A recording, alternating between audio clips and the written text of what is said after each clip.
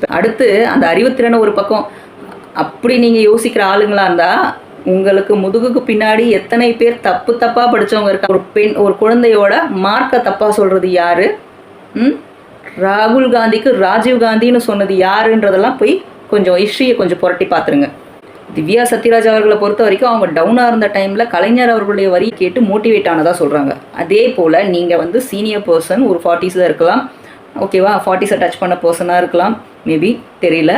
அப்படிப்பட்ட உங்களுக்கு கலைஞர் அவர்களுடைய வரிகள் எப்படி மோட்டிவேட் ஆகுதோ அதே போல் இப்போ இருக்கிற முக்காவாசி ஜென்சி கிட்ஸுக்கு தலைவர் விஜய் அவர்களுடைய படங்கள்ல நிறைய விஷயங்கள் மோட்டிவேட் பண்ணுற மாதிரி இருந்திருக்கும். உடனே போயிடாதீங்க பாட்டு பாடுறதோ டான்ஸ் ஆடுறதோ அப்படிங்கிற மாதிரி, அதில் நிறைய விஷயங்கள் இதெல்லாம் பண்ணுங்க இதெல்லாம் பண்ணாதீங்கன்னு தெளிவாகவே சொல்லி. இதில் அடுத்து வந்து ஒரு சினிமா டைலாக் அடிப்பாங்க. ரொம்ப முக்கியமான இடம், தயவுசெய்து மிஸ் பண்ணிடாதீங்க.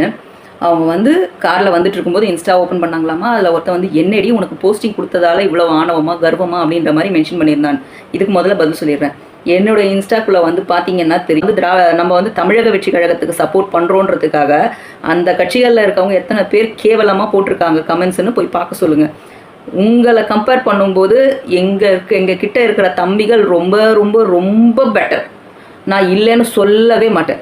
அத்தனை பேரும் பெண்களுக்காக நிற்கிறவங்க, பெண்களை மரியாதையாக நடத்துகிறவங்க தான் நான் அடித்து சொல்லுவேன். அது ஒரு டைலாக் சொல்கிறாங்க, இங்கே சேர்ந்த ஒவ்வொரு நாளும் ஒவ்வொரு நிமிஷமும் ஒவ்வொரு நொடியும் எது அஜித் பட டைலாக். அது பார்த்துட்டு வந்து தான் இது பேசுகிறாங்கன்னு.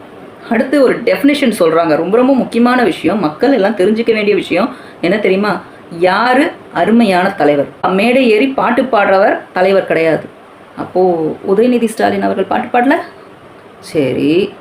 அடுத்தது வந்து திரையில் வந்து டான்ஸ் ஆடுறவர் தலைவர் கிடையாது. உதயநிதி ஸ்டாலின் அவர்கள் சினிமாவில் நடித்து பாட்டு பாடி டான்ஸ் ஆடலையா? சரி. எவன் செத்தா எனக்கு என்னன்னு இருக்கிறவர் தலைவர் கிடையாது. அப்போது ஏர் ஷோவில் 5 பேர் இறந்தப்போ எவன் செத்தா எனக்கு என்னன்னு இருந்தது? ஓ, அது முதலமைச்சர், அது வந்து துணை முதலமைச்சர். உதயநிதி ஸ்டாலின் அவர்கள் கிடையாது. கடைசியாக ஒரு பஞ்சு, லாஜிக்கே இல்லாமல் பேசுகிறவர் தலைவர் கிடையாது. துபாய் பயணத்தை கேன்சல் பண்ணிவிட்டு தேவைன்றப்போ ஓடி வந்தவர் தான் தலைவர். எப்படி வந்து ஃபோட்டோ ஷூட் பண்ணிவிட்டு 1 hour இருந்துட்டு கிளம்பி போனது தானா?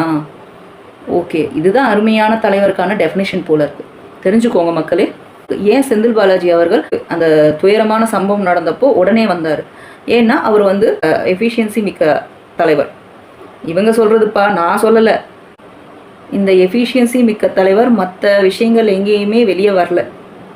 எப்போ வந்து தன்னுடைய ஏரியாவில் வந்து தனக்கு ஆப்போசிட்டாக ஒருத்தவங்க வந்து பேச்சு கொடுக்குறாங்க, தனக்கு எதிராக பரப்புரை பண்ணுறாங்க அப்படின்னு நடந்தப்போ அப்படி வந்துட்டாருங்க. அடுத்தது பார்த்திங்கன்னா அன்பில் மகேஷ் அவர்கள், அந்த மகேஷ் என்ன அழுதது மக்கள் மேலே இருக்கிற கருணையை காட்டுதாமா அவருக்கு, அதைத்தான் காட்டுதாமா அவருடைய கண்ணீர். அப்போ அதுக்கு முன்னாடி கள்ளக்குறிச்சியில் இருந்தவங்க, ஏர் ஷோவில் இருந்தவங்க, இப்போ சமீபமாக இல்லை அவங்கெல்லாம் மக்கள் கிடையாதுல்ல பா. அதெல்லாம் இங்கே எங்கேப்பா நடந்தது? அதெல்லாம் வந்து நார்த் சைடு நடந்ததுப்பா, நம்ம தமிழ்நாட்டிலேயே நடக்கலையேப்பா. தெரிஞ்சிருந்தால் அடுத்த நிமிஷம் ஓடி போய் நின்று இருப்பாங்களேப்பா இவங்கெல்லாம். என்ன நீங்கள் பேசுகிறீங்க? எவ்வளவு கரெக்டாக திவ்யா சத்யராஜ் அவர்கள் பேசுகிறாங்க.